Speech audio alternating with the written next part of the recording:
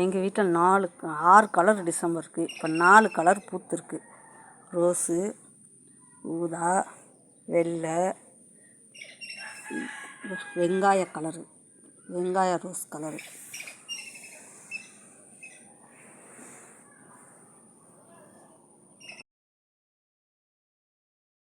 எங்கள் செடியில் டிசம்பர் பூவை பாருங்கள், வெள்ளை கலர் டிசம்பர் நிறைய இப்போ தான் ஆரம்பிக்குது.